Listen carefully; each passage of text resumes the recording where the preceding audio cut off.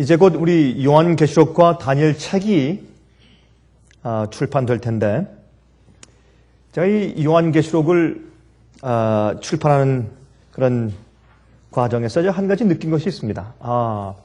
이 일곱 교회에 대해서 요한계시록의 말씀들을 연구하고 또 가르치고 할 때, 일곱째 교회인 이 라오디게아 교회에 대한 적용과 또한 이 라오디게아 교회의 마지막 일곱 번째 교회의 특성이나 그 내용들에 대해서 설교하고 가르치는 일이 너무나 드물다 하는 것을 제가 새삼스럽게 깨닫게 되었습니다. 왜 그럴까? 그 이유가 어디 있을까?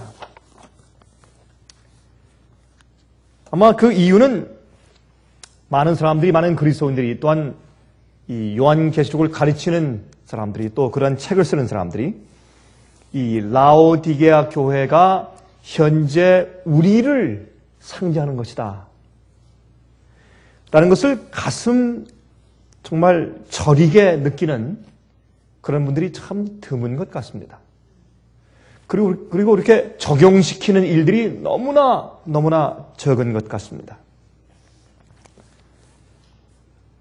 그래서 오늘 저녁에 우리가 이 요한계시록에 나오는 일곱 교회에 대해서, 그 중에 특별히 우리 시대에 적용되는 이 라오디게아 교회에 대해서 한번 좀 성경의 말씀을 그 액면 그대로 그 문맥을 읽어보면서 한번 그 뜻을 좀 살펴보는 것이 좋겠다, 그런 생각이 제 마음 가운데 들어갔습니다.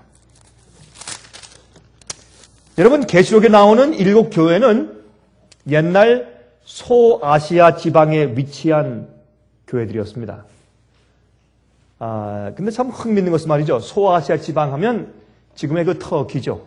터키 지방.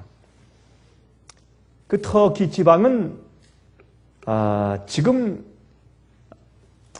옛날 사도 바울과 또한 초대 교회에 있던 그 교회들의 그 유적들이 얼마나 남아있는지 잘 모르겠습니다만은 거기에 다녀온 분들에 의하면 별로 없다 그래요. 이 보호하지 않았으니까. 그 이후에 이런 이슬람 세력에 의해서 오랫동안 지배되어 온 곳이 바로 그 터키 지방, 소아시아 지방이니까 아마 별로 그렇게 큰 유적이 없을 것이라고 저도 생각을 합니다만, 그 옛날 소아시아 지방에 위치했던 교회들인데, 로마의 우편 마차가 다니던 하이웨이에 가지런하게 위치하였던 도시들입니다.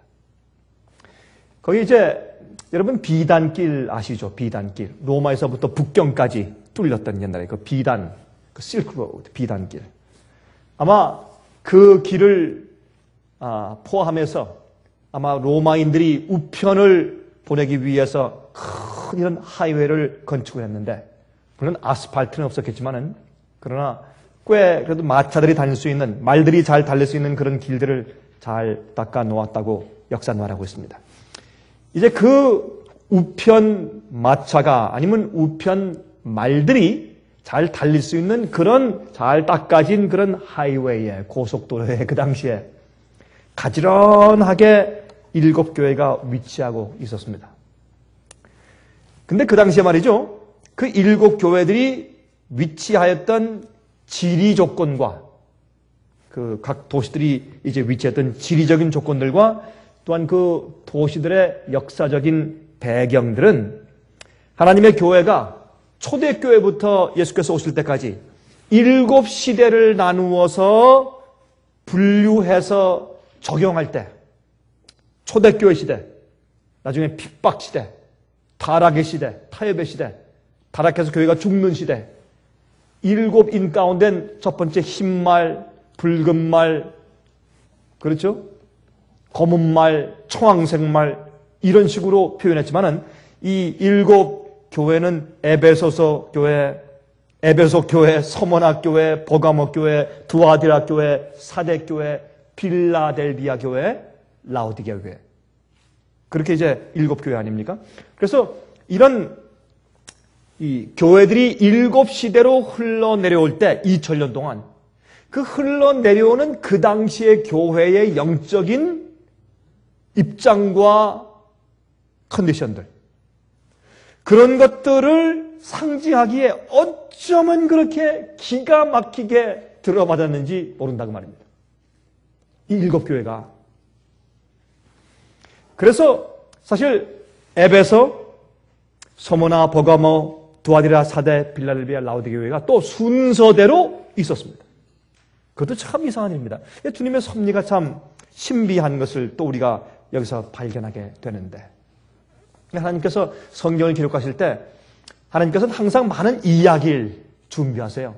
여러분, 우리가 이야기는 다 좋아하죠. 이야기, 그렇죠? 하나님께서는 이야기를 준비하셔서 이야기를 통해서 시대가 지날지라도, 시대가 달라지고 풍습이 달라지고 문화가 달라지고 또한 종족들이 다를지라도 누구나 다 보편적으로 사람들이 이해할 수 있도록 이야기를 통해서 설명하시고, 또한 거기에 있는 환경과 지리 조건을 가지고 설명하시고, 그래서 어떻게든지 우리를 설득시키려고, 우리를 설득시켜서 구원하시려고 그렇게 애쓰시는 모습을 보는데, 이 성경은 하나님께서 이 지구에 있는 모든 환경들과 지리적인 조건들과 이런 모든 것들, 이야기들, 어떤 또 심지어는 전설들까지도 전부 이용하셔서 하나님께서 우리를 설득시켜서 진리를 깨닫게 하시려고 애쓰시는. 그래서 우리가 이런 일곱 교회를 볼 때도 어쩌면 저렇게 기가 막히게 들어맞을까. 그 당시에는 일곱 교회가 아니라 일곱 시대에 걸쳐서 그 교회들이 그 당시에 있는 그 도시들의 환경들과 지리 조건에 어쩌면 그렇게 걸맞게 기가 막히게 들어맞을까. 이것만 봐도 하나님께서 이 성경을 기록하신 놀라운 영감의 의미와 영감의 확실성을 우리가 깨닫게 되는 것입니다. 여러분, 이 라오디아 교회는 일곱 번째 마지막 교회입니다. 우리 그것만 생각해도 이제 우리가 사는 이 시대, 지금 우리가 공부할 이 라오디아 교회에 대해서 설명하신 이론 내용이 정말 우리가 부인할 수 없게 딱 들어맞는 이 시대에 지금 살고 있고, 그런 형편의 교회들을 지금 눈으로 보고 있는데, 이것만 봐도 예수께서 속히 오실 것이 틀림없다. 이제 역사는 오래갈 수 없구나. 우리가 이 마지막 시대에서 살고 있다. 지구의 맨 마지막 끝에 와 서 있구나. 그것을 알 수 있는 것입니다. 여러분, 다니엘 2장에 있는 신상에 대한 이해를 보면서 신상의 맨 마지막 발꾸라 끝 시대에 우리 살고 있는 것이구나. 또한 요한계시록 7장에 있는 네 짐승을 볼 때 네 번째 로마 나라가 열국으로 갈라진 다음에 거기서 작은 뿔이 나오고 1260년 동안 핍박하는 기간이 나오고, 맨 마지막에 어떻게 또 미국이 또 요한계시록 13장에 와서는 그 이후에 어떻게 해요? 새끼양 같은 미국이 올라오고, 그 다음에 미국이 용처럼 말하려고 돌변하는 그런 사건들을 우리 눈앞에 보면서 우리가 사는 이 시대가 라오디게아 교회 시대에 틀림이 없구나.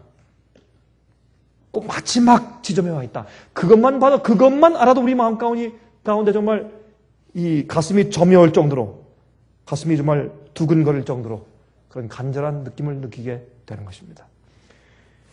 사실 이 성경 말씀은 약 한 2000년 전에 기록된 말씀이기 때문에, 한 1900년 전에 기록한 말씀이기 때문에 우리가 이 말씀을 또 읽고 또 읽고, 옛날에 그 말씀을 한 그런 환경들과 조건들과 어떤 때는 그 언어, 왜 그때 이런 단어를 썼을까 하는 것을 자꾸 곱씹어서 우리 연구해 볼 때 이 말씀이 우리 마음 가운데 와서 젖어들고 우리가 이해할 수 있게 되는 것입니다. 말씀을 이해하지 못하면, 깨닫지 못하면 그 말씀이 우리 마음 가운데 와서 닿지를 못해요.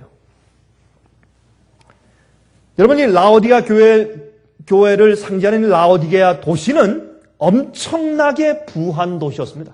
굉장히 부했어요. 예를 들면 AD 60년도에 예수님께서 부활하시고 승천하신 이후에 30년 지난 다음에 AD 60년도에 이 라오디게아 지방에 큰 지진이 났을 때도 로마 본부에서, 로마 제국의 본부인 로마에서 말이죠, 경제적으로 지원해 주겠다라고 제안을 했을 때 그것을 거절했습니다. 그렇게 하실 필요 없습니다. 우리가 충분히 자금이 있습니다. 전혀 도움을 받지 아니하고 자체의 힘만으로 훌륭하게 복구하여 낸 것으로 꽤 이름이 나 있던 도시였습니다. 그것만 봐도 라오디게아 도시가 굉장히 부한 도시였습니다. 그래서 성경은 말하기를 이 교회에게, 라오디게아 마지막 시대 교회에게 말씀하기를 너희가 부하여 아무 부족한 것이 없다 하나 너희가 가난하고 가련하고 벌거벗고 그렇게 설명을 하시는 것입니다. 그래서 이 지리적인 조건들과 그 당시 역사적인 배경들을 읽으면서 하나님께서 왜 이런 이름을 붙여서 이 마지막 시대를 주님께서 상징하려고 하셨는가 하는 하나님의 성령의 지혜를 우리가 볼 수 있게 된다고 말입니다. 또 큰 상인들과 은행들이 있던 도시였어요. 여러분, 제가 이 스위스에 갔을 때, 스위스는 말이죠, 참 스위스 살기 좋아요. 지금도. 그리고 이 유럽에 있는 나라들 가운데서 스위스만큼 이 세금이 적은 나라도 드물 것입니다. 아주 살기가 좋은 도시고, 근데 좋은 나라고. 그 이유는 왜요?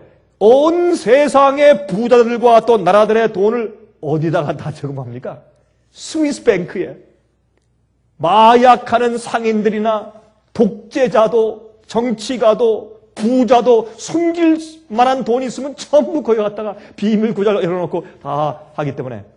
그래서 참 그것만 가지고도 특별한 사람이 없더라도 관광산업 이외에 이런 스위스 나라에 뭐 하는 것이 있어요? 특별하게 무슨 수출하는 것도 없고. 근데 잘 살아요. 마찬가지로 이 라오디게아 교회는 엄청난 부를 가지고 있던 상인들과 은행들이 있던 도시였습니다. 많은 사람들이 이 라오디게아 도시에 와서 그 은행에 자기 돈들을 저축하고 왔습니다. 외국 사람들이 와서. 그래서 부하여 부족함이 없는 도시였습니다. 그곳에 또 유명한 의상이 있었어요. 이 라오디게아 사람들은 말이죠, 특별히 다른 데 가서는 얻을 수 없는 특별한 옷감을 거기서 만들었는데 그 옷은 아주 비싼 것이었습니다. 그 옷감을 가지고 만든 그 색깔의 옷을 입고 다니는 것이 유행이었는데 그 라오디게아 도시에 있는 사람들이 입는 유행 옷은 검은 옷이었습니다. 검은 옷. 그래서 여기 보면 내게서 흰 옷을 사서 너희 벌거벗은 수치를 가리게 하라. 그런 말씀이 나와요. 하나님께서 어떻게 이렇게 지혜롭게 말씀하시는지 몰라요. 그래서 우리가 성경을 이렇게 여러 가지 배경을 놓고 보면 마음 가운데 와서 닿는 것입니다. 이 검은 옷이 유행이었어요. 검은 옷은 울, 양모죠. 양털, 양모와 실크, 비단을 섞어서 만든 검은 옷감은 아주 정평이 나 있었습니다. 아주 질기고 아주 멋있는 그런 옷을 그들이 입고 있었습니다. 여러분, 지금도 우리가 무슨 옷을 입으면 좋다고 합니까? 비단 옷과 울, 제일 좋죠? 그 당시에 그 두 가지를 합쳐가지고 아주 부드럽고 아주 보기 좋은 세련된 아름다운 옷을 입고 다녔습니다. 그래서 이 검은 그 좋은 옷을 입고 다니면 당신은 라오디게아 교회에서 왔어? 라오디게아 도시에서 왔어? 그렇게 물을 정도로 그것이 꽤 세계에 알려진 그런 검은 옷을 입고 다녔습니다. 또한 이 라오디게아에는 말이죠, 카루 템플이라는 유명한 의과 대학이 있었어요. 거기는 의과 대학이 있었습니다. 그 어떤 이 좋은 그 산 위에. 그런데 여기에서 만들어진 제일 그 당시에 세계적으로 잘 알려진 유명한 안약이 있어서 안약. 그 안약의 이름이 콜리리움이에요. 그러니 여러분 보세요. 너희가 어떻게 해요? 내게서 안약을 사서 발라 포기하라. 영적으로 눈먼 사람들에게 설명하시는 이제 그것을 여기 말씀하시면서 어떻게 해요? 그 당시 이 마지막 시대에 있는 마지막 지금 현대 눈먼 이 당시에 우리의 상태를, 우리 교회를 설명하시면서 그 당시 라오디게아에 있는 특징들을 들어서 우리에게 적용시키면서 설명을 하셨다고 합니다. 그곳에 산의 광물질로 만든 안약이었습니다. 어떻게 광물질로 안약을 만들까? 여러분 보세요. 우리가 쓰는 소금을 눈에 넣으면 좋습니까? 안 좋습니까? 좋아요. 그럼 소금이 뭐예요? 광물질 아니에요, 여러분? 그렇죠? 그러므로 여러분 이런 좋은 광물질로 만드는 그런 안약이 있었어요. 또한 그곳에 가장 유명한 것은 온천이 있었습니다. 온천. 그 온천은 히아레폴리스라는 히에라폴리스라고 하는 그런 산에서 흐르는 온천인데 물이 참 뜨겁답니다.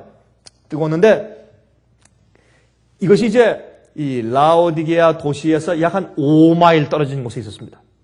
그래서 거기서 막 뜨거운 물이 막 지금 내려오다가 이 광물질이 많은 곳이기 때문에 내려오다가 그것이 조금 이렇게 흘러서 그것이 떨어지면 마치 고드름처럼 이렇게 열려가지고 정말 아주 딱딱하게 굳어지면 이 petrified 이게 돌처럼 되어버리면 정말 아름답대요. 석회석 같은 건 고드름이 많고 정말 아름다워서 이제 관광 자원을 가지고 있는 그런 도시였습니다. 그런데 한 5마일 정도 온천에 뜨거운 물이 내려오다가 이 라오디게아 지방을 지날 때는 뜨뜻 미지근한 물이 되어서 흘러내려가는 것이었습니다. 그래서 이 라오디게아 교회의 상태가 뭐라고요? 뜨겁지도 않고 차지도 않고 미지근한 상태. 근데 참 재밌는 것은 말이죠. 근데 이 물맛을 먹으면 개옥질이 나고 토할 것 같은 그런 역겨운 느낌을 준대요. 그래서 이 라오디게아 교회에 대해서 예수님께서 설명하시기를 내가 너희를 토하여 내칠 것이라. 토하여 내칠 것이라. 내가 견딜 수가 없다.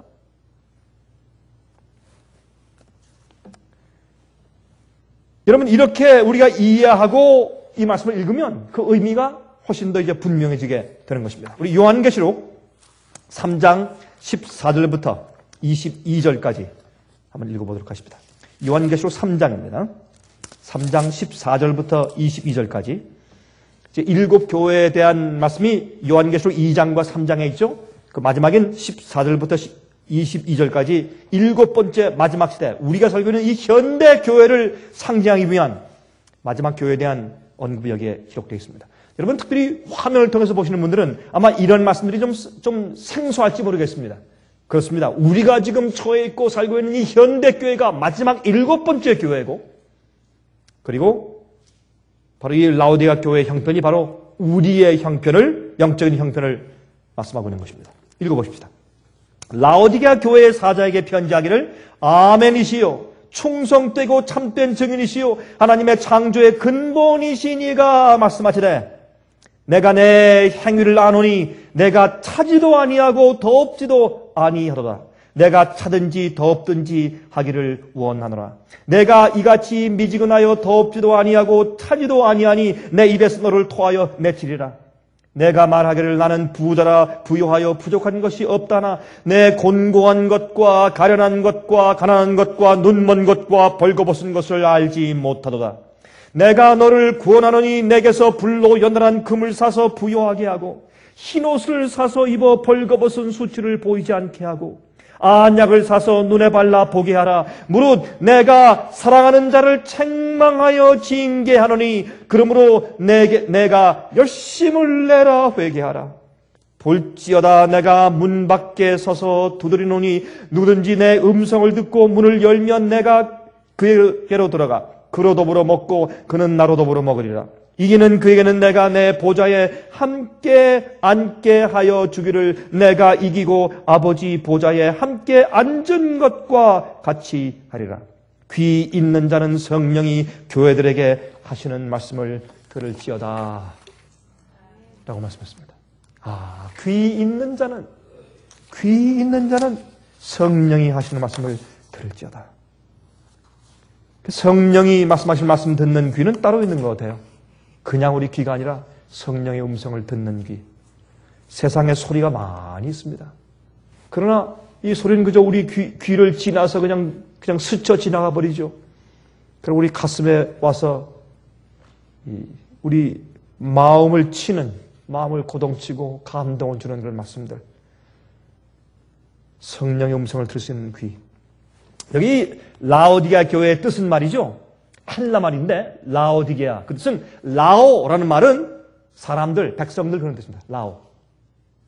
또 디게아의 디아 아니면 디카 아니면 디케이라고 하는 말은 그건 의로운 올바른 심판이라는 뜻이에요. 그래서 라오디게아 라오디케아 그렇게 말을 하면 이 뜻은 백성들을 심판한다 그런 뜻입니다.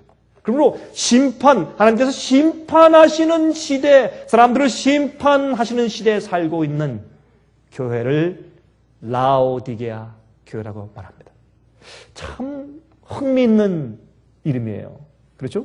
여러분, 7교회 이름을 다 보면 그 당시에 여러분 2000년 동안의 기독교 역사를 그 7 구분했을 때 에베소 교회부터 하나 그 이름을 보면 전부 다 그 이름들이 각 시대마다 정말 정확하게 적용되는 이름들이에요.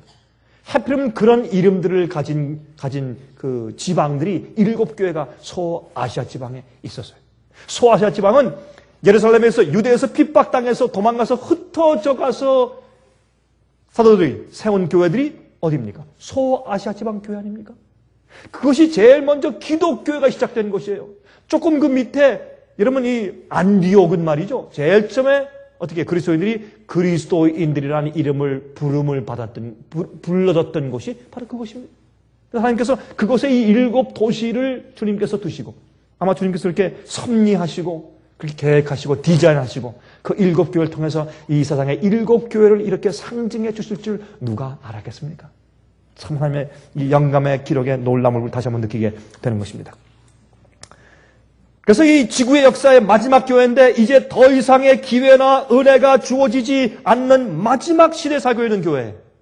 마지막 교회. 라오디아 교회. 우리가 마지막 시대에 살고 있는 교회예요. 이 교회는 6번째 교회인 빌라델비아 교회의 바로 다음이죠. 그런데 여러분 성경에 보시면 빌라델비아 교회는 뜨거운 교회였어요. 빌라델비아 교회는 책망이 없습니다. 전혀 책망이 없어요. 근데 그 다음에 7번째 교회인 우리 시대의 이 라오디게의 마지막 시대의 교회는 칭찬이 없습니다. 우리 전 시대엔 말이죠. 빌라델비아 교회 시대에는 이런 말씀이 나요. 내가 문을 열었는데 이 문을 열어놓은 문을 닫을 자가 없다. 그건 전도의 문이에요. 지금까지 말이죠. 우리 전 시대에 있었던 19세기에 1800년도, 1900년도 초기 그렇죠? 엄청난 전도의 시대에 있어요. 빌라델비아 교회는 어떤 의미에서 18세기부터 19세기까지 이어지는 그 세대가 빌라델비아 교회입니다. 여러분 빌라델비아는 의 뜻은 그는 형제 우애, 형제 사랑 그런 뜻이에요. 온 세상의 영혼들을 사랑해서 정말 선교사를 무수하게 파견해서 죽고 어려움당하고 굶주리고 얼어 죽고 어마어마한 전도의 문이 열려서 그 당시에 특별히 말이죠. 온 세상에 여행할 수 있는 그런 문들이 열렸어요. 각 나라마다 사람들이 여행을 다니면서 관광하기를 즐기는 그런 문이 열렸어요. 예? 여러분 그래서 그 당시에는 정말 엄청난 전도의 문이 열렸던 시대이기 때문에 미국에 있는 기독교회가 중세기 때 핍박받았다가 미국으로 도망왔던 청교도들이 이제 교회에 힘을 더한 다음에 그 힘을 가지고 온 세상에 나가서 문 열린 모든 나라마다 그 당시엔 여러분 공산주의가 없었어요. 그렇죠? 파시즘이 없었어요. 나치스가 없었어요. 어디 나가서 복음을 전할 수 있었어요. 미국에도 부가 있고 그래서 다니면서 크게 전도했던 시대이기 때문에 뜨거운 시대였어요. 그런데 그 뜨거운 온천이 막 솟구쳐 주님에 대한 사랑과 복음에 대한 열정이 솟구쳐 온천이 올라와서 뜨겁게 흐르고 그러다가 우리 시대에 와서 이 시대에 와서는 미지근하게 되어버렸어요. 그래서 라오디가 교회예요. 이것이 역사적으로 얼마나 기가 막히게 들여봤는지 몰라요. 그래서 뜨겁지도 않고 차지도 않고 뜨거운 것은 무엇인가? 뜨거운 것은 여러분 이 뜨겁다는 이 말은 영어로 이것을 번역하면 fever, 열이에요, 열. 여러분이 병 났을 때 열이 오르죠? 그런 열이라는 뜻이에요. 그냥 뜨겁다는 뜻이에요. 열이 오르. 그냥 막 이 복음 때문에, 진리 때문에, 주님을 향한 열심 때문에, 마음 가운데 어떻게 그 충정 때문에 뜨거움이 막 솟구치는, 견딜 수 없는. 여러분 온천이 왜 올라와요? 밑에서 너무 뜨거우니까 끓어오르는 거 아니겠어요? 용암이 왜 올라와요? 뜨거우니까 이 겉으로 분출되는 것이죠. 그런 식으로 열이 뜨겁게 올라오는 그런 것을 표현하는 것입니다. 그것이 우리 마음 가운데 있어야 돼요. 주님을 향한. 주님을 생각할 때, 말씀을 볼 때 우리 마음 가운데 뜨거움이 있어야 돼요. 내가 이렇게 귀한 말씀을 가지고 내가 이렇게 가만히 있을 수 있겠는가? 내가 이 말씀을 어떻게 해야 될까? 내가 저런 주님을 위해서 내가 무엇을 해야 될까? 저 주님께 내가 어떤 헌신을 드려야 될까? 뜨거움이 온천처럼 솟구쳐 올라오든지 아니면 주님을 안 믿든지 그 이방인들에 차든지 전혀 열이 있든지 없든지 둘 중 하나예요. 미지근하면 주님을 믿는다고 공언하지만은 주님을 향한 사랑의 열정이 식은 교회, 사랑의 열정이 없는 개인적인 경험, 그런 이 생애, 그런 것들을 여기에 미지근한 상태라고 말하는데, 그런 상태는 주님께서 가장 견디기 어려워하시는 역겨운 상태라고 이렇게 말씀을 하시는 것입니다. 여러분 왜 교회가 요즘에 핍박이 없습니까? 핍박이 없는 이유가 있어요. 너무 세상적이기 때문에 핍박이 없어요. 세상에 볼 때 당신들이나 우리나 똑같은데 왜 핍박을 해요? 그렇죠? 아니, 요새 봅시다. 요새 뭐 배우들도 광대들도 딴따라 이렇게 얘기하면 가수들이 기분 나쁘겠다. 그렇죠?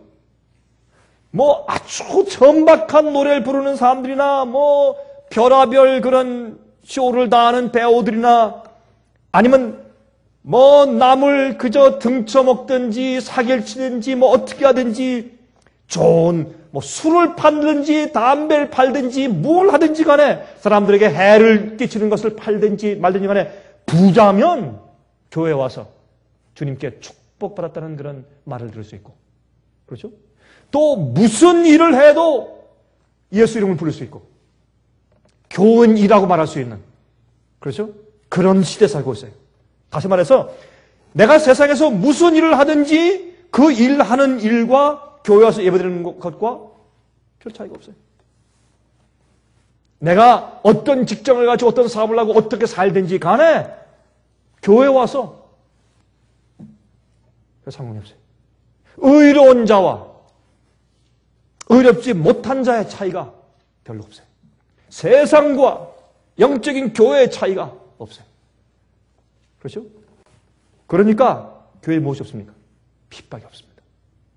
교회의 세속을 지적하고 죄를 죄라고 부르고 곧바른 진리를 이야기하고 곧바른 증언을 말하고, 그렇죠? 그렇게 하고 또한 더러운 곳에서 분리되고 악한 것에서 분리되고 정결을 유지하려고 하고 진리를 유지하고 오류를 용납하지 않냐고. 그렇게 하면 맨날 핍박을 받겠죠. 맨날 욕 먹고 구설수에 오르고, 그렇죠? 그러나 세상을 편안하게 해주니까 세상이 핍박할 필요가 없어요. 세상이 교회에 들어왔기 때문에.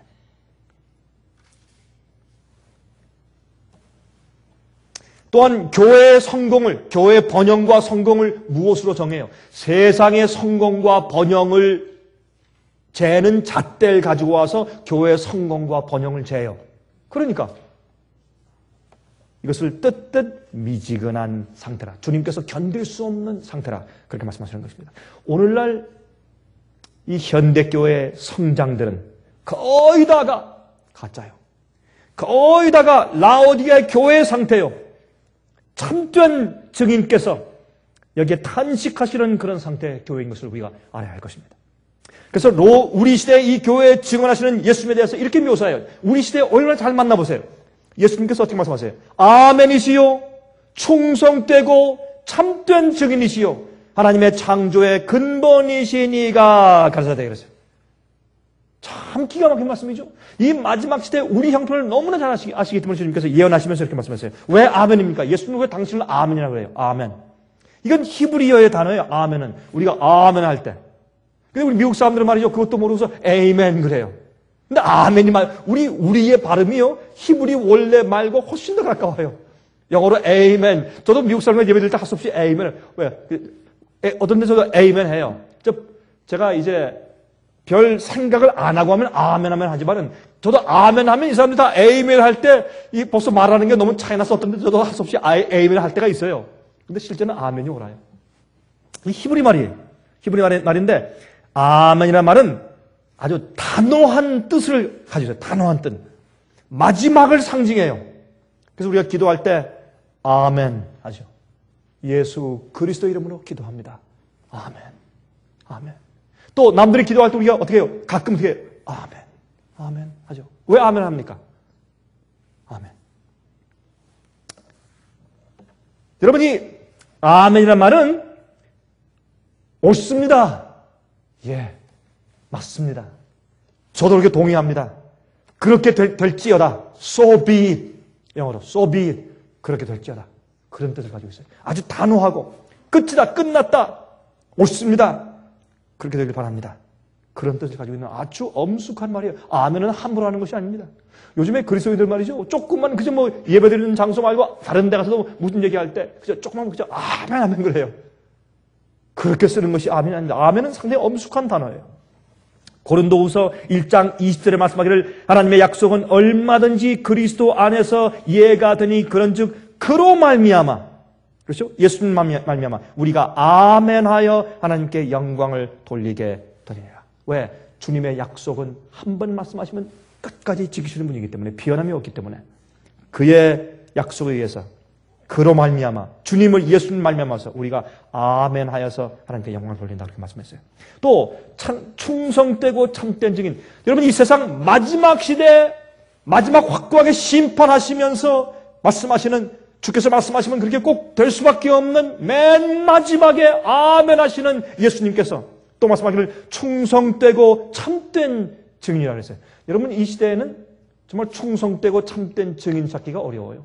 조금만 좀 분리하면 금방 말 바꾸기.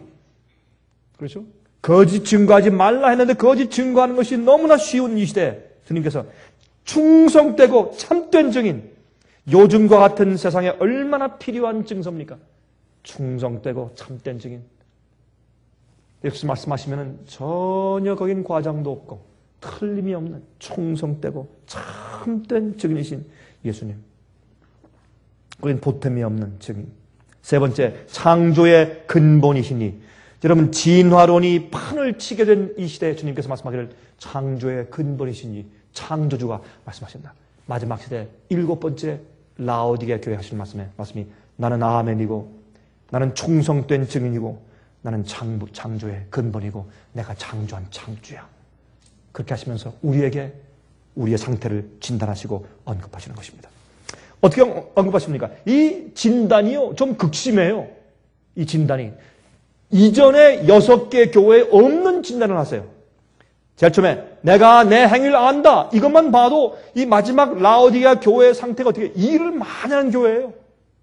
오늘날 이 현대 20세기, 21세기 요즘의 이 기독교회처럼 이렇게 일을 많이 하고 많이 발전하고 큰 건물을 가지고 있고 숫자가 많고 수억의 교인들을 가지고 있는 이렇게 발전하고 부흥한 교회를 가지고 있는 이런 시대가 과거에 언제 있었습니까? 없었습니다.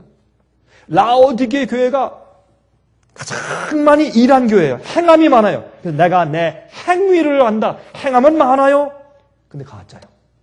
가짜 행위예요. 주님께서 역겨워서 토해내칠 그런 행동이요. 부한 교회예요. 크게 성장을 가져온 교회예요. 이것이 이 시대 교회예요. 근데 이렇게 설명을 해야 되니까 오늘날 기독교에서 이 마지막 교회는 라오디게아 교회 상태에 대해서 설명하거나 교회 이 설교하는 일들이 아주 드문 것을 보게 된단 말입니다. 이것을 솔직하게 성경 말씀대로 이렇게 연구하면 지금 이 시대에 적용되는 것인데 그러면 이렇게 발전한 교회, 성공한 교회, 성공한 것처럼 보이는 교회, 부흥한 교회, 큰 교회들이 어떻게 되겠어요? 그러므로 사람들이 이 7번째 교회의 기별을 열려고 하지 않는 것입니다. 왜? 귀에 거스리니까. 성령의 음성을 들을 수 있는 귀가 없기 때문에 그렇습니다. 내가 내 행위를 안다. 뜨겁지도 않고 타지도 않고 미지근한 교회, 열을 잃은 교회. 열성이 많아요. 그러나 주님께서 보실 때 정말 마음 가운데서 어떻게 해요? 진심으로 주님을 사랑해서 하는 교회가 아니에요. 핍박이 오면 정말 낙엽처럼 다 떨어져 나갈 교회. 경제적인 파탄이 오면 헌금이 하루아침에 다 줄어버릴 교회. 헌신이 있는 것 같지만 그러나 이기적인 헌신으로 가득 찬 교회. 그런 교회를 여기 말하는 것입니다. 역겨운 교회. 버림받기 직전의 교회. 병든 교회. 여러분 그런데 말이죠. 이 라오디게아 교회는 이 증상은 옛날 이스라엘 백성들과 유대 교회의 주님께서 설명하신 그 증상과 아주 흡사합니다. 그래서 이스라엘 백성들이 버림받았죠. 유대 나라가 버림받았죠. 그렇게 버림받기 이전의 상태를 구약 성경에서 설명하신 그 내용하고 너무나 똑같아요. 한번 들어보시겠어요? 이사야 1장 4절부터 6절 보세요. 슬프다 범죄한 나라여 허물진 백성이여 행악의 종자여 행위가 부패한 자식이로다. 그들이 여호와를 버리며 이스라엘의 거룩한 자를 만홀히 여겨 멀리하고 물러가도다. 너희가 어찌하여 매를 더 맞으려고 더욱 패역하느냐. 온 머리는 병들었고 온 마음은 피곤하였으며 발바닥에서 머리까지 성한 곳이 없이 상한 것과 터진 것과 새로 맞은 흔적뿐이오늘 그것을 짜며 싸매며 기름으로 유하게 함을 받지 못하였도다. 똑같은 형편으로 여기 성경에 기록한 것을 볼 수 있어요. 또 예레미야 8장 21절 22절 딸 내 백성이 상하였으므로 나도 상하여 슬퍼하여 놀라움에 잡혔도다. 길르앗에 있는 유향이 있지 아니한가? 그곳에는 의사가 있지 아니한가? 딸 내 백성이 치료를 받지 못하면 어임인고. 예레미야 30장 12절 13절 나 여호와가 말하노라 내 상처는 고칠 수 없고 내 창상은 중하도다. 내 송사를 변호할 자가 없고 내 상처를 싸맬 약이 없도다 그랬어요. 그래서 이런 정말 치명적인 병을 가지고 있는 그런 상태에 대해서 설명했는데 버림받기 바로 직전에 있는 형편입니다. 그 형편을 토해내치기 바로 직전에 있는 마지막 라오디게아 우리 시대 교회에 이렇게 적용한 것을 볼 수 있어요. 여러분 병 가운데 가장 큰 병이 뭘까요? 병 중에 우리가 걸린 병 중에 가장 큰 병이 뭐예요? 자기 자신의 기만에 빠져있는 병이 제일 큰 병이에요. 그렇죠? 병난 줄 몰라. 제일 무섭죠? 자기 스스로의 문제를 모르는 자기 기만 가운데 빠져있는 병. 여러분 가장 못생긴 여자가 공주병에 걸려있으면 그 참 꼴불견이죠. 그런 형편을 말씀하고 있어요. 이 라오디아 교회는. 가장 잘못되어 있으면서도 가장 잘 되어 있다고 생각하는 자기 기만 중에서 가장 위험한 것은 자기가 하나님 앞에서 의롭다고 인정받고 있다고 착각하는 것입니다. 여러분 이것처럼 무서운 것이 없어요. 오늘날 이 시대의 가짜 복음, 그렇죠? 반쪽짜리 복음. 그래서 사람들이 어떻게 해요? 진심으로 굴복하고 죄를 포기한 경험이 없으면서도 어떻게 해요? 나는 구원받았어! 라는 확증과 평안을 가지고 살게 가르치는 교회들. 그렇게 설교하는 것들. 이것이 무엇입니까? 이것이 벌거벗고 헐벗고 가련한 이 마지막 시대 교회를 말한다고 말입니다. 얼마나 잘 맞아요, 이게, 이 말씀이. 너무나 기가 막히게 맞았습니다. 이것은 옛날 이스라엘과 유대 나라에게 주신 그 증상을 말씀하신 처방이에요. 처방이 아니고, diagnosis. 뭐라 그러죠? 예? 진단이에요, 진단. 그래서 우리가 이 현대교회에서 해야 될 첫 번째 일은 무엇이냐면 우리의 영적인 가난한 상태를 알아야 돼요. 병난 상태를 깨닫고 주님의 처방을 받아야 돼요. 여러분, 의사가 치료할 수 없는 환자가 있어요? 죽어도 안 믿는 환자. 아무리 얘기해도 말 안 듣는 환자. 그건 아무래도 고칠 수가 없어요. 아무리 약이 있어도 고칠 수가 없어요. 그렇죠? 그러한 교회가 라오디가 교회예요. 만약에 오늘날 이 현대 교회에 이렇게 물질적이고 양적인 축복이 영적인 부흥을 말하는 것이라면 사탄과 그의 거짓된 종교가 가장 부흥한 시스템이란 말입니까? 절대로 그럴 수 없습니다. 여러분, 교회의 성취는 주님께서 보실 때 진정한 영적인 부흥이 아닐 수가 있습니다. 그러나 얼마나 많은 사람들이 교회 지도자들이 그러한 교회의 세상적인 잣대로 보아서 성공적인 그런 교회를 만들려고 정신이 없는지 모르겠어요. 하나님께서 심판하시는 교회, 라오디게아 교회. 제가 이번에 제가 유럽에 갔을 때 인도에서 온 한 자매가 있었어요. 근데 그 인도에서 온 한 자매가 유럽에 와서 공부했던 자매이기 때문에 우리 집에 와서 이제 참석을 하게 됐는데 그 인도에서 온 자매가 저한테 얘기를 해주는데 인도에 어떤 데 가면 침례를 주거나 세례를 주거나 하는 그런 숫자가 수백 명씩 어떤 데는 수천 명씩 나온대요. 그래서 제가 물었습니다. 어쩌면 그렇게 지금 중국 또 그런 큰 부흥들이 있는데 어떻게 인도도 참 그런 놀라운 그런 부흥주의 요소 있는 것 같다. 왜 그런가 했더니 이렇게 좀 약간 좀 미소를 지면서 하는 얘기가, 근데 목사님, 제가 한번 보았는데요. 어떤 교회에서는 옆에 있는 교회들과 이제 이 경쟁하기 위해서 이제 다투는데, 선의의 경쟁이라고 말을 해요. 그렇게 다투는데 사람들 산대요. 어떤 한 마을에 가서 사람들 처음 돈 주고 사요. 와서 침례받거나 세례 받아주면 돈을 좀 주겠다. 그러면 이제 침례나 세례를 받고서 가는 사람들은 이게 쭉 줄 서서 쭉 왔다가 이제 받고서 가지 않습니까? 나가면 한 사람이 서 있대요. 그 손에 돈을 주어주고, 동전을 주어주기 위해서 동전 주머니 가지고 한 번씩 탁 그렇게 하면 그 돈을 받고서 나간대요. 마치 노동자들이 와서 품꾼을 받아가는 것처럼 쭉 줄을 서가지고. 여러분, 제가 그 얘기를 듣고 제가 깜짝 놀랐어요. 그 사실인가? 사실, 자기 눈으로 봤대요. 사실이에요. 눈으로 봤대요, 자기가.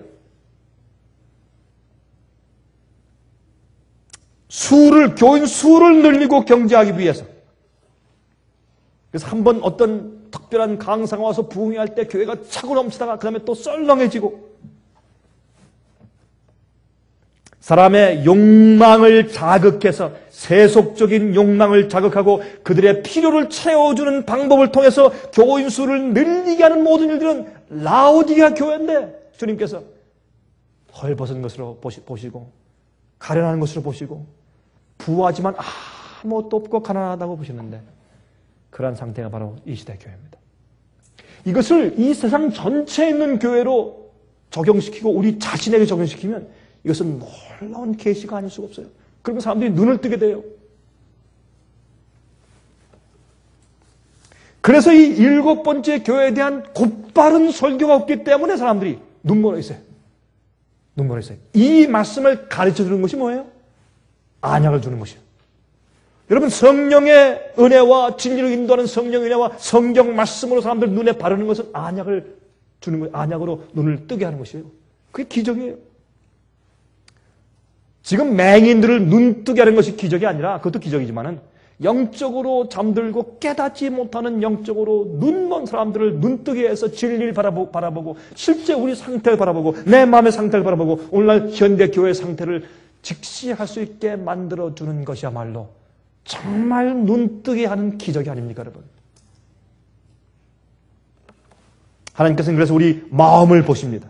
우리의 믿음과 진정을 심판하시는 분이세요.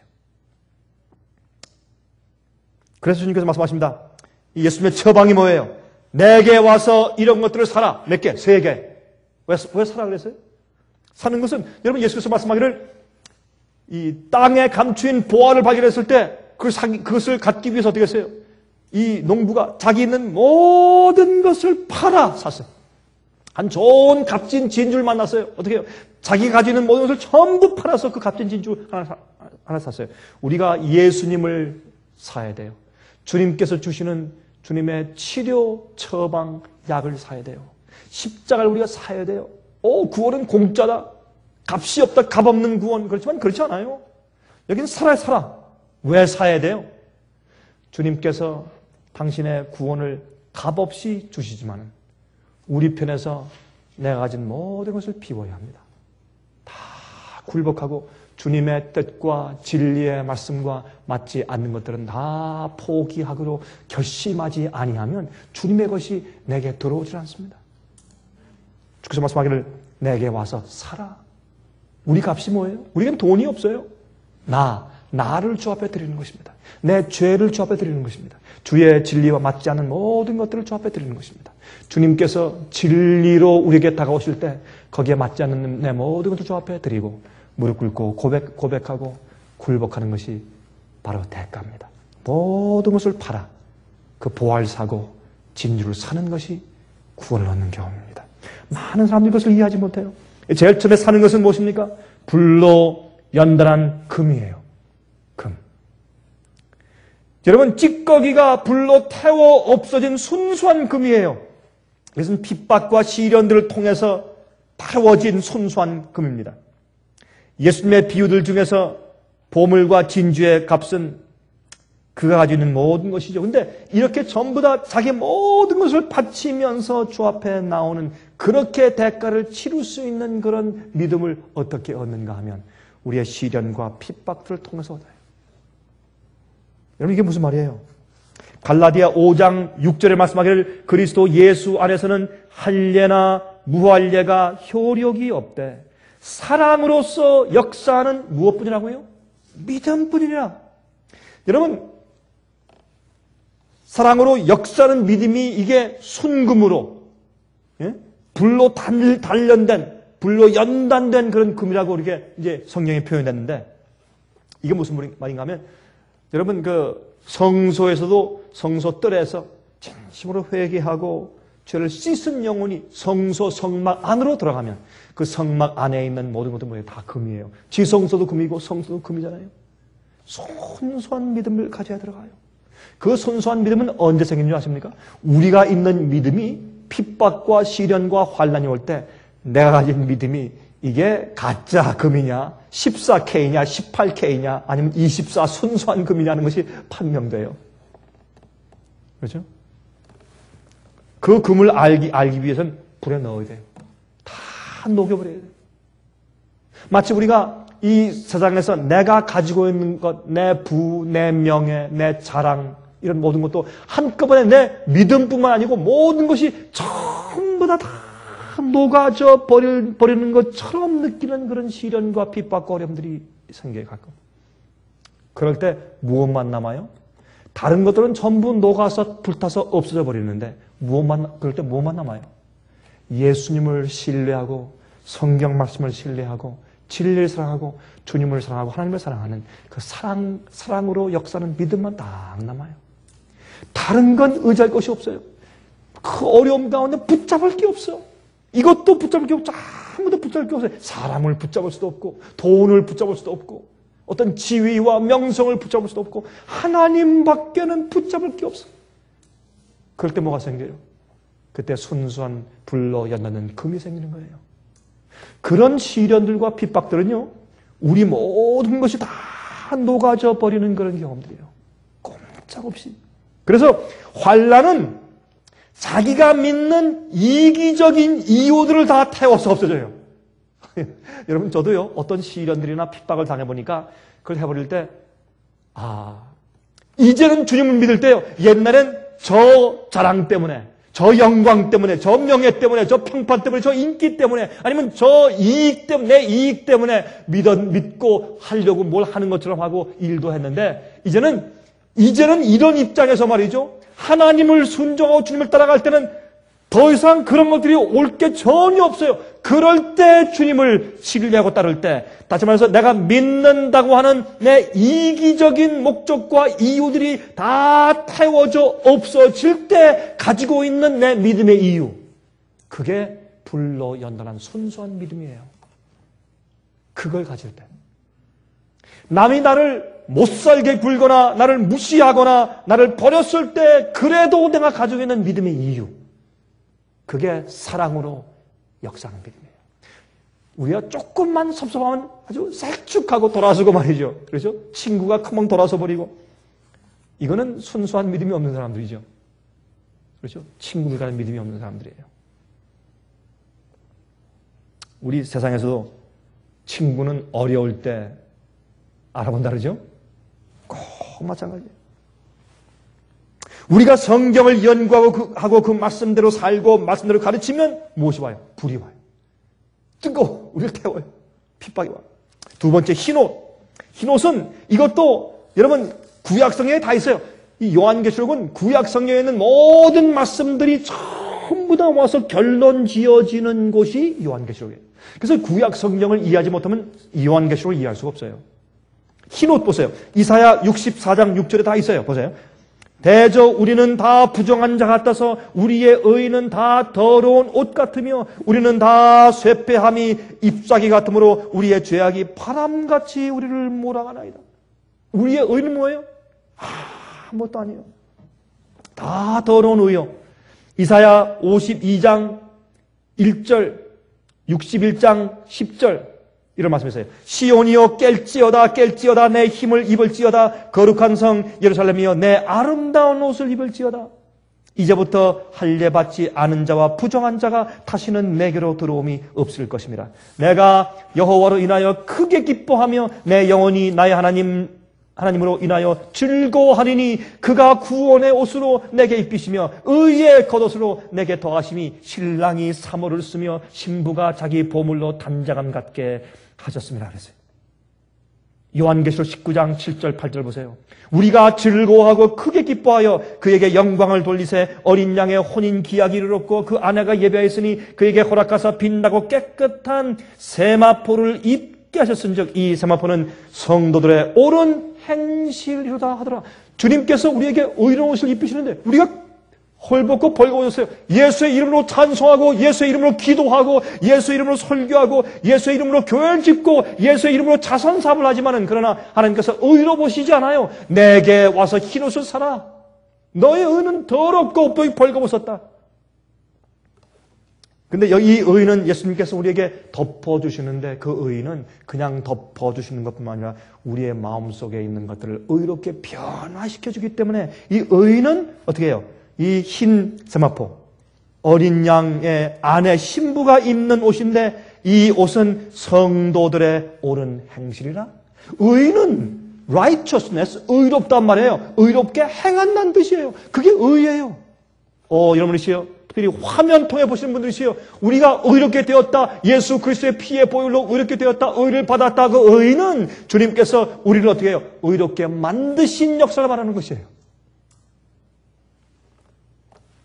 여러분, 어제와 오늘에 걸쳐서 여러분 신문에 미국 신문과 미국의 그 영국에 있는 텔레그래프라는 신문에 났는데 이제 오늘 제가 아침에 보니까 또한 한국에 있는 여러분 조선일보에도 이 기사가 난 것을 보았습니다. 참 충격적인 기사예요. 그것은 여러분 마들 테레사 얼마 전에 죽었죠? 성자로 추대됐지 않습니까? 이 마들 테레사가 자기가 인도에서 말이죠. 캘커타에서 얼마나 희생적으로 많은 사람을 구호하고 참 훌륭한 일을 하는 정말 성자 같은 일을 했죠. 그렇죠? 노벨 평화상을 받고 성자로 추대받고 거룩한 자로 사람들이 인정하는 그런 자입니다. 그런데 테레사 수녀가 평상시 살 때 기록했던 일기가 발견됐어요. 그리고 테레사 수녀가 자기의 아주 가까이 지내면서 이렇게 상담했던 신부가 고백을 했어요. 자기가 같이 이렇게 대화하는 것을 솔직히 고백했어요. 그래서 그런 책이 나왔는데, 이 테레사 수녀의 그렇게 거룩한, 의로운 테레사 수녀의 고백이 성자로 추대됐던 테레사 수녀의 고백이 뭔지 아십니까? 그가 사는 한 40년 내지 50년 동안 그 의로운 생활을 살았지만은 그동안에 그가 무슨 고백을 했는가? 나는 정말 하늘에 예수님이 살아계신지, 정말 하나님이 계신지 안 계신지 난 잘 모르겠다. 정말 하나님께서 계신가? 예수께서 정말 존재하시고 계시는 것인가? 그 괴로움 때문에 늘 번민하는 생활을 살았다고 그는 일기에 고백했고 또한 가까운 신부에게 고백을 했다는 것입니다. 놀라운 얘기죠. 여러분, 예수를 몰라도 의로운 생활을 살 수가 있어요. 의롭게 볼 수가 있고 도덕적이고 윤리적인 생활을 할 수가 있어요. 그러나 하나님은 중심을 보세요. 우리 마음 가운데 의롭게 되는 경험도 있어야 돼요.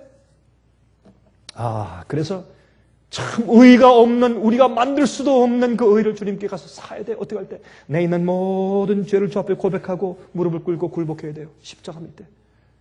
그 다음에 내 있는 모든 것을 포기하고 주 앞에 나가서 천부여 의지없어서 손들고 옵니다. 주 나를 박대하시면 내가 네게로 가오리까? 라고 진심으로 찬송할 때 그 의가 내게 오는데 그 의는 우리 마음 가운데 의로운 마음을 재창조해주는 의인 것입니다. 세 번째 주님께서 사랑하시는 그 약품은 뭐냐면 우리를 이 라오디아 교회의 치명적인 병을 가진 교회를 치료하신 세 번째 처방이 뭐냐면 안약이에요. 안약인데 요한일서 2장 20절에 말씀하기를 너희는 거룩하신 자에게서 기름 부음을 받고 모든 것을 아느니라. 우리가 성령의 은혜를 받으면 모든 것을 알아요. 깨달아요. 눈이 떴어요. 분별력이 있어요. 요한복음 16장 6절과 13절 그가 성령이죠. 성령께서 와서 죄에 대하여 의에 대하여 심판에 대하여 세상을 책망할 것이라. 그리하나 진리의 성령이 오시면 그가 너희를 모든 진리로 인도할 것이라 그랬어요. 시편 119장 18절 내 눈을 열어서 주의 법에 기이한 것을 보게 하소서.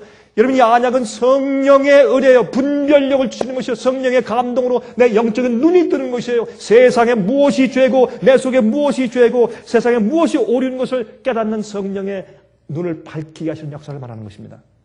또 주님께서 말씀하십니다. 내가 사랑하는 자를 책망하여 징계한다. 주님께서 우리를 사랑하시니까 징계하시죠. 여러분이시에요. 책망을 받지 않는 자는 아들이 아니에요. 히브리서에 말씀하셨죠. 히브리서.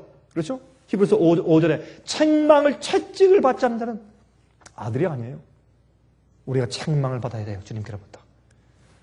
내가 사랑하는 자를 책망하여 징계한다 그랬어요. 예수님도 히브리서 5장 8절 9절에 말씀하기를 그가 아들이시라도 고난 받으신 고난으로 순종을 배워서 무슨 순종이에요? 받으신 고난으로 순종을 배워서 온전하게 되었은즉 그랬어요. 사랑하기에 순종하는 올바른 순종이에요.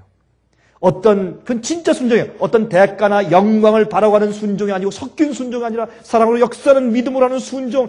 주님도 고난을 통해서 아버지를 사랑하기 때문에 하는 사랑만 가지고 있었어요. 주님께서는. 시편 119장 67절 고난 당하기 전에는 내가 그릇 행하였더니 이제는 주의 말씀을 지키나이다. 우리가 고난을 당할 때 주의 말씀을 지키는 마음을 갖게 돼요. 순수한 믿음과 정금을 가지게 돼요. 불로 연단한 금을 사고 의의 옷을 사고 안약을 사야 합니다. 여러분 그 다음에 내가 문을 두드린다. 문을 열면 내가 들어가서 너와 함께 먹고 넌 나와 함께 먹고 마실 것이라고. 주님과의 교제는 이 관계입니다. 주의 말씀을 먹고 나누고 즐거워하는 것입니다. 주의 말씀을 먹고 살찌는 것입니다. 성장하는 것입니다. 여러분 먹는 것입니다. 우리 신앙생활은 먹는 것으로 되어 있어요. 근데요, 한 번 말이죠. 화가 조지 헌트 씨가 그림을 그렸는데 예수님께서 문 밖에서 어떤 촌의 한 집에 문 밖에서 두드리시는 그림을 참 아름답게 그렸습니다. 그때 한 사람이 보고 나서 이렇게 물었습니다. 그 화가 조지 헌트 씨한테 헌트 씨, 참 근데 한 가지 실수를 범했습니다. 이 집 문에는 문고리가 없습니다. 왜? 근데 그분이 이렇게 말하다는 것입니다. 이 문에는 문고리가 안에만 있습니다. 밖에는 없습니다. 밖에서 열 수가 없습니다. 안에서만 열 수가 있습니다. 이건 우리 마음 문이거든요. 이 조지 헌트 씨가 참 잘 그렸어요.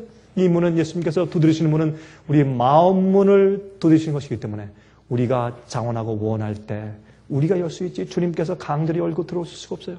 한 번은 이 얘기를 하고 있는데 한 번은 어린 아이가 이렇게 말하대요. 왜 이렇게 사람들이 예수께서 문을 두드리시는데 왜 문을 안 열까요? 그러니까 한 어린 아이가 교회에서 이렇게 답변하더래요. 아마 그 주인집 사람들이 지하실에 있어서 그 문 두드리는 소리를 못 듣는 모양이에요. 그런 말을 했대요. 우리가 지하실에 있으면 우리가 지하실에 우리 육신의 죄의 욕정, 정욕을 가지고 죄의 본성대로 살고 있으면 성령의 음성이 안 들리고 주님의 문 두드리는 소리가 안 들려요. 문 두드리는 소리가 안 들려요. 우리가 지하실에 있으면.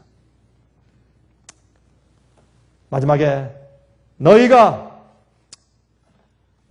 승리하면 내가 이기고 내가 아버지와 함께 내 보좌에 앉는 것처럼 너희다 나와 함께 보좌에 앉을 것이라. 그 당시에 승리한 장군은 로마 황제가 그를 불러다 자기 보좌 옆에 앉히우고, 여러분 옛날에 보좌는 말이죠. 보좌는 혼자 앉는 보좌가 아니에요. 좀 넓었어요. 다른 사람이 왕과 함께 앉을 수 있는 보좌예요. 승리한 장군이 올라와서 왕과 옆에 같이 앉아서 영광을 받는 것입니다. 우리는 죄인들이 하늘에 올라가서 이 세상에 왕들이 올라와서 왕들이 자기 영광을 가지고 하늘에 들어올 것이라고 그렇게 요한계시록 22장은 말씀을 합니다. 여러분이시여, 그걸 우리가 보좌에 함께 앉을 것이라고. 이 말씀은 이사야 52장 1절 2절에도 이렇게 말씀했어요. 다시는 내게로 부정한 자가 다시는 내게로 들어옴이 없을 것임이라. 너는 티끌을 떨쳐 버릴지어다. 예루살렘이여 일어나 보좌에 앉을지어다. 우리는 하늘 보좌에 앉은 자처럼 생활하고 생각해야 돼요. 세상에 더러운 악인들이 사는 것처럼 생각하면 안 될 것이에요. 우린 이미 하늘에 올라서 보좌에 앉아있는 자처럼 주님과 함께 승리한 자처럼 생각하고 그렇게 살아야 될 것이에요. 그렇게 사는 자에게 앞으로 주님께서 영원히 당신과 함께 보좌에 앉게 하실 것입니다. 라오디게 교회에 칭찬이 없지만은 약속과 축복 가운데 가장, 이 7교회 가운데 가장 큰 약속과 축복이, 그런데 이 라오디게 교회에서요, 예수님과 함께 같이 하늘 보좌에 앉게 해주겠다. 이거는 12 제자에게 하는 약속이요. 그래서 라오디아 교회에서 누가 나와요? 14번 사촌이 나와요, 여러분. 그렇죠? 12지파를 대표하는 사람들이 나와요. 영적인 참 이스라엘이 나와요.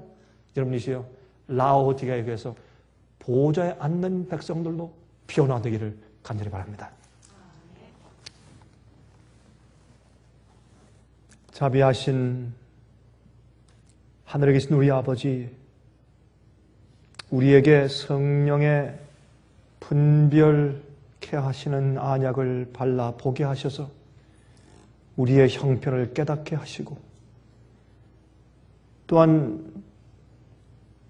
하나님의 그 의롭고 정결한 의의 옷을 입을 간절한 소원이 생기게 저를 도와주시고, 또한 모든 것들을 불태우는 그러한 불을 저희 생애 가운데라 가사, 그래서 불로 연단한 금이 순전한 믿음, 순전한 동기, 사랑의 동기 때문에 무엇이든지 할 수 있는 그러한 믿음 생기게 저희를 도와주시옵소서.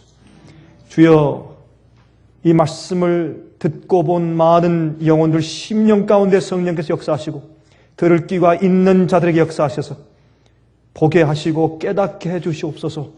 그리고 주 앞에 올바로 나가서 의를 사모하게 하시옵소서. 예수 그리스도의 귀하신 이름을 의지해서 간절하게 기도하옵나이다. 아멘. 은혜 많이 받으셨습니까? 지금까지 들으신 이 생애빛 예배 설교는 간절한 마음으로 진리를 찾는 분들과 정직한 양심으로 말씀을 받아들이고 언제나 진실이 무엇인지를 생각하는 그리스도인들을 위한 말씀입니다. 주변 가족들이나 친지들 중에 말씀을 사모하고 순결한 신앙을 갖기 소원하는 분들이 계시면 저희 생애빛 예배 설교 테이프를 소개해 주시기 바랍니다. 매주 원하시는 분들의 가정으로 직접 배달되는 생애빛 예배 설교는 개인의 신앙 부흥이나 소규모 그룹 예배를 위하여 비디오와 오디오 카세트 테이프, DVD, CD로 제작되었습니다. 생애빛 예배 설교 테이프를 원하시는 분들은 1-877-704-1004번으로 전화하여 신청하시면 됩니다. 그럼 다음 시간까지 안녕히 계십시오.